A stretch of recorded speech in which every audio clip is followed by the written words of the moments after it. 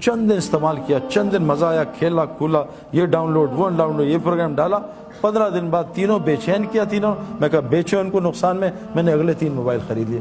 یہ میں نے سالوں کیا ہے, کیونکہ میں ہر وقت انٹرنیٹ اور میگزین میں ایڈز دیکھتا تھا. نہیں یہ صحیح, یہ صحیح. میں نے دنیا کی ہر گاڑی استعمال کی ہے, خریدی ہے, ٹیسٹ ڈرائیو لی ہے, کرائے پہ لیے. اب یہاں تو ہم مہنگی گاڑیاں نے امریکہ کرائے پہ لے لی, 1 دن کا کرایہ $50, کوئی مسئلہ نہیں.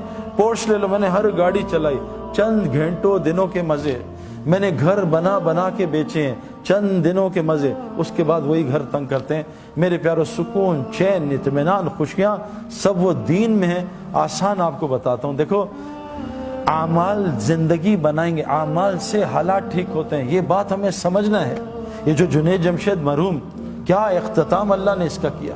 یہ جنید جمشید کوئی تبلیغی بزرگ تھا کوئی بہت بڑا, یا کوئی بہت بڑا, یعنی میں آپ کو کیا بتاؤں میرے پیارو. لوگ مجھ سے آ کے کتنی شکایت کرتے ہیں جنید کی, لیکن جو جنید کی ٹی وی میں حرکتیں آتی تھی وہ بہت چھوٹے گناہ ہیں, بہت چھوٹے. لیکن جنید گناہ کبیرہ سے, جنید کے منہ سے میں نے کبھی غیبت ہی نہیں سنی میرے پیارو. اور غیبت کرنا زنا سے بڑا گناہ ہے. جو آدمی غیبت کرتا ہے, جھوٹ بولتا ہے, اللہ اس کا رزق روک دیتا ہے, تقدیر کا. حدیث میں آتا ہے بعض گناہ تقدیر کے رزق روک دیتے ہیں, بعض گناہ ایسے ہوتے ہیں. میں نے جنید کے منہ سے کبھی بھی, جنید کے میں کہوں نا کہ جنید یار وہ انضمام تمہارے لیے ایسا کہہ رہا تھا, وہ کہا سعید بھائی صحیح تو کہہ رہا تھا, میں ہے بھی تو ایسا. کبھی اسے ریٹیلیشن میں جواب نہیں دیا کہ انضمام کی ایسی کی تیسی ہے.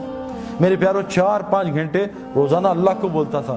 جو مخلوق میں اللہ کو بولے گا, پھر دیکھو اللہ اس کا مخلوق میں کیسا موت پر اس کا تعارف کراتے ہیں. اگر اللہ اس کا تعارف یہیں شروع کر دیتا, وہ تو پھٹ جاتا, پاگل ہو جاتا, پتہ نہیں کسی غلط لائن پہ چلا جاتا. اللہ نے پوری دنیا کو دکھایا, دیکھو یہ ناچنے گانے والا تھوڑے دین پہ تھا, تھوڑے دین پہ. میں اور جنید جمشید, ہمارا دین تو کمزور ہے. ہمیں کتنے سال ہوئے ابھی, کچھ بھی نہیں. کبھی ہم یہاں غلطی, کبھی وہاں غلطی. جیسے بیٹسمین ہوتا ہے نا, نیا کبھی سلپ میں آؤٹ, کبھی ادھر آؤٹ. تو ہم تو آئے دن آؤٹ ہو جاتے ہیں. ذرا سی لڑکیاں آ جائیں تو آنکھیں آؤٹ ہو جاتی ہیں, ذرا سا ماحول غلط آئے تو کان آؤٹ ہو جاتے ہیں, ذرا سا ماحول آئے کبھی زبان آؤٹ ہو جاتی ہے. ہم تو ڈیلی ہماری گلی اڑتی ہے. لیکن اس ٹوٹے پھوٹے دین پہ اللہ نے پوری دنیا میں جنید کے نام کو زندہ کیا. اور اس کی حیاتی میں لوگ کم ہدایت پہ آ رہے تھے, اللہ نے اس کی موت سے لوگوں کو زیادہ ہدایت دے دی. میرے پیارو, اعمال سے دنیا بھی بنے گی. اور جنید جمشید کی دنیا ختم نہیں ہوئی. میں جنید کو جانتا ہوں 90s سے نا.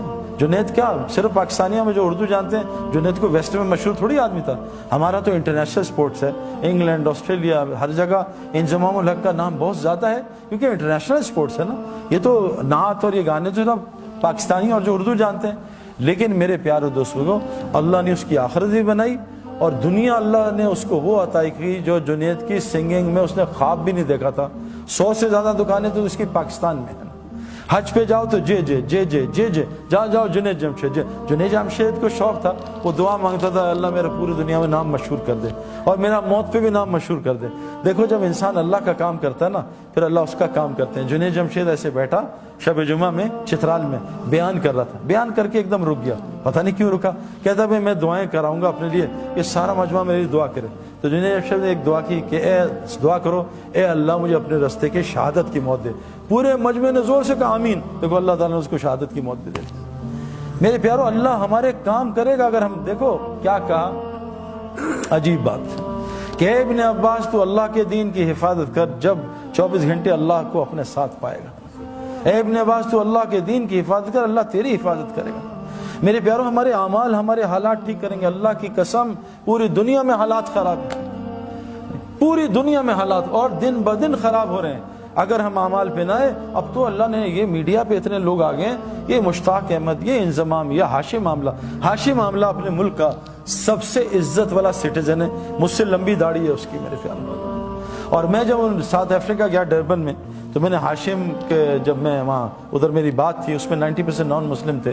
تو ہاشم ابھی بھی جہاز سے اترا تھا انڈیا کا ٹور کر کے, 1.5 مہینے کا سفر کر کے. تو موبائل آن ہوا تو اس کے دوست نے کہا کہ تمہیں گھر چھوڑوں, تمہارے بیوی بچے آئے ہوئے. کہتے ہیں اور یا سعید انور کا وہاں بیان ہے اسٹیڈیم میں, وہاں جاؤ گے. کہا میں آ رہا ہوں, 20 بچوں سے مل کے بیان سن کے پھر گھر جاؤں گا. وہاں آیا, بھائی جنید بھی ملے, اس نے بات سنی. تو میں نے اس کے جو کرکٹرز تھے نا, اس سے پوچھا کہ ہاشم, تم سارے نان مسلم, ہاشم کا کیا افیکٹ ہے تم پہ؟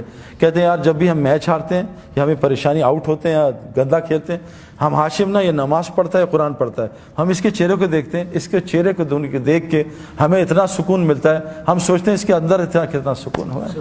ہم سکون کے لیے تو سب کچھ کر رہے ہیں. او بھائی مسجد مچھلی کا سکون پانی میں، مسلمان کا سکون مسجد میں ہے، یہ کہاں باہر تلاش کر رہا ہے؟ وہ عارضی سکون، ٹیمپرری، نشہ کیا ٹیمپرری سکون، پھر پریشانی، دوائی کھائی نیند کی ٹیمپرری سکون، پھر پریشانی، یہ سب آرٹیفیشل ہے۔ مچھلی کا سکون پانی میں، مچھلی کی ضروریات پانی کے اندر، مسلمان کا سکون پانی میں۔ مسلمان کی ضروریات کا تعلق مسجد کے اعمال کے ساتھ ہے، باہر نہیں ہے۔ مسجد کے اعمال، باہر کی محنت